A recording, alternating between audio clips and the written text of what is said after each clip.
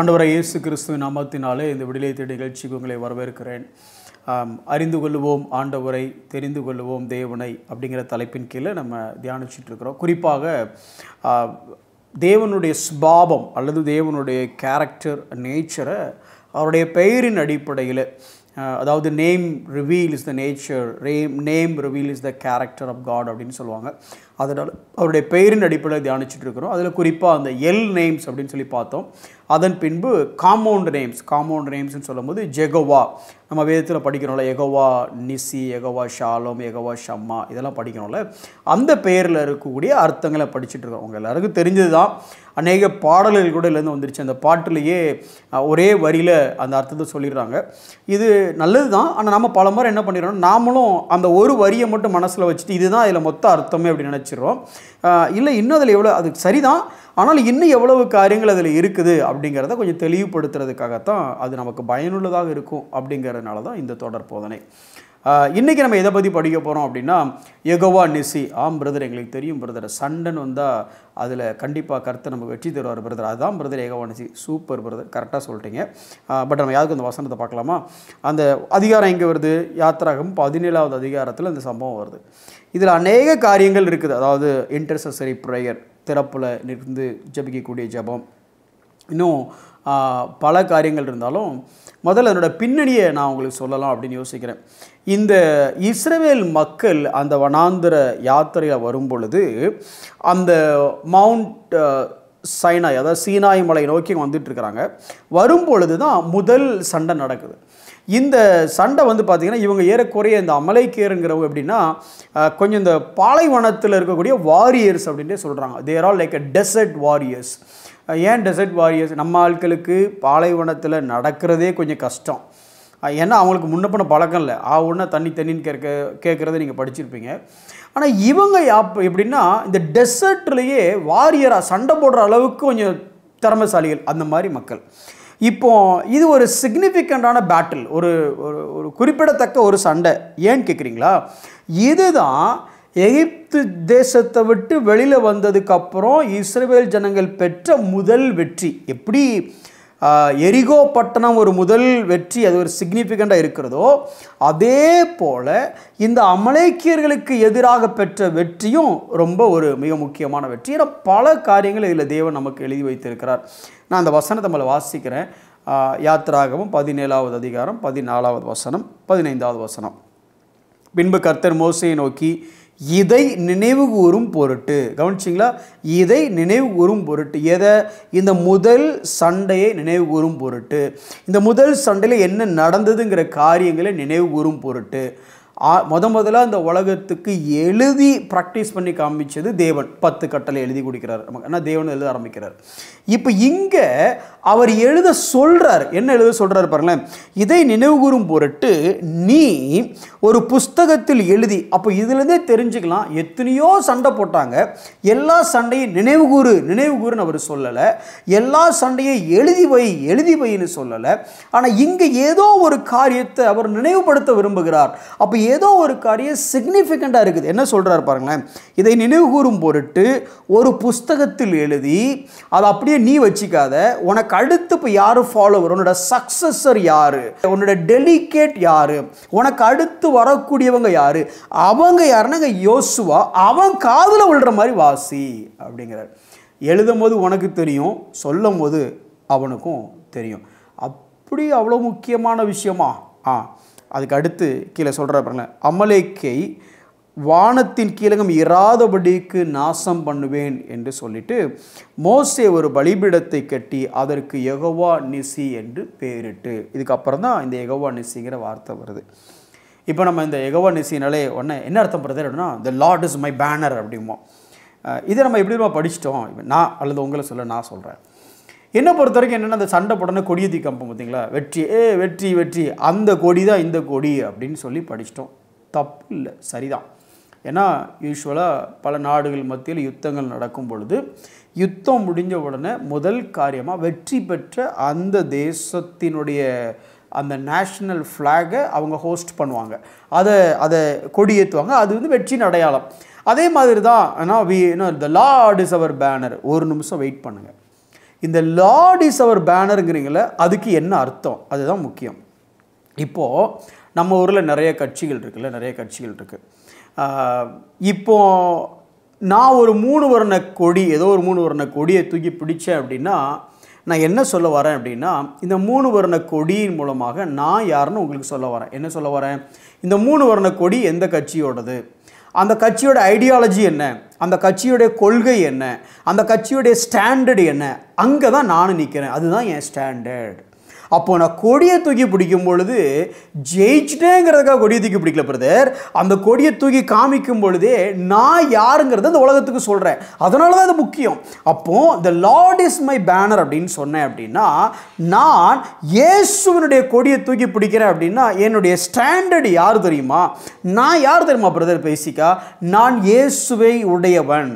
இயேசுனுடைய ஸ்டாண்டர்டு, அவருடைய கொள்கை, அவருடைய ஐடியாலஜி, அவருடைய டிக்ரீஸ், அவருடைய கமாண்ட்மெண்ட்ஸ், அவருடைய இன்னும் சொல்லப்போனால் அவருடைய சத்தியம், அதுதான் என்னுடைய ஸ்டாண்டர்ட் அப்படின்னு சொல்கிறதா அர்த்தம். கொடி பிடிப்பீங்களா? அடுத்த முறை நம்ம இந்த குருத்தோலை ஞாயிறப்பெல்லாம் வந்து அந்த ஓலையை தூக்கி பிடிச்சிட்டு போவோம், ஓசன்னா அப்படின்னு பாடிட்டே போவோம். அன்றைக்கி மட்டும்தான் தெரியும் நாம் வந்து கிறிஸ்தவர்கள் அப்படின்னு சொல்லி, சமுதாயத்துக்குள்ளே பொதுவாக நடக்கும்போது. மற்றபடி நம்மளை கேட்டால் தான் தெரியும். ஆனால் இங்கே எதிரிக்கு, யாருக்கு, அமலேக்கியர்களுக்கு வெற்றி பெற்ற உடனேயே அன்னைக்கு அறிவிக்க சொல்லி கொடுத்த முதல் பாடம் த லார்ட் இஸ் மை பேனர். எங்கள் ஸ்டாண்டர்டு யார் தெரியுமா, கிறிஸ்து தான் எங்களுடைய ஸ்டாண்டர்ட். ரெண்டாவது, இந்த கிறிஸ்தவ வாழ்க்கைனாலே இந்த சம்பவத்தை நம்ம எப்படி பார்க்குறோம் அப்படின்னா ஒரு பிளஸ்ஸிங் அப்படின்னு பார்க்குறோம். பிரதர் யெகோவா நிசின்னு என்ன, ஐயோ உங்களுக்கு ஒன்று தெரியுமா, இஸ்ரவேல் ஜனங்களை அமலேக்கியர்கள் சூழ்ந்துக்கிட்டாங்க, அப்போ சண்டை போட்டு தோம்சம் பண்ணி ஜெயிச்சிட்டாங்க brother, what a blessed moment. No no no no, பிளெஸ்ஸிங்கை மட்டும் பார்க்குற நீங்கள் பேட்டில் பார்க்க மறந்துடுறீங்க. கிறிஸ்தவ வாழ்க்கைங்கிறது it is not a life of blessings but it is also the life of battles. வெறும் ஆசீர்வாதம் மட்டும் கிறிஸ்தவ வாழ்க்கையில், போராட்டமும் இருக்குது கிறிஸ்தவ வாழ்க்கையிலங்கிறத இந்த சம்பவம் நினைவுபடுத்துது. இதை ஞாபகம் வச்சுருக்கிறீங்களா? இதையும் ஞாபகம் வச்சுடுங்க. சரி, அதையும் தாண்டி பார்த்தீங்கன்னா இந்த மக்கள் இதுக்கு முன்னே எப்போ சண்டை போட்டாங்க தெரியுமா? யாத்திராகமம் 13வது அதிகாரத்தில் 17வது வசனத்தில் பார்த்தீங்க அப்படின்னா, அவர் உங்களுக்காக யுத்தம் பண்ணுவார், நீங்கள் சும்மா இருப்பீர்கள் இருந்துச்சு. எகிப்து ஆர்மி வரும் பொழுது ஆண்டவர் சொன்னார், நான் சண்டை போட்டுக்கிறேன், நீ ஓரமாக உட்காரு அப்படின்னாரு. ஆனால் இப்போ ஓரமாக பார்த்தா அப்படின்னா இவங்க சண்டை போடுறாங்க அடுத்த லெவல். சரிங்க, சண்டை போடாமல் என்ன நடந்துச்சு? கீ கேரக்டர்ஸ்னால் 2 பேர் தானே. ஒன்று மோசே, அவர் மேலே உட்காந்துட்டு கையை தூக்கி பிடிச்சிட்டு இருந்தார், இன்டர்செஷன். இன்னொரு பக்கம் பார்த்தீங்கன்னா இந்த பக்கம் பள்ளத்துக்குள்ளே யார் சண்டை போட்டுட்டு இருந்தா அப்படின்னா யோசுவா சண்டை போட்டுட்டு இருந்தார். மலையின் மேல் மோசே, பள்ளத்தாக்கில் யோசுவா. இங்கே ஒரு ஜபம் போயிட்டுருக்கு, அங்கே ஒரு ஃபைட்டு போயிட்டுருக்கு.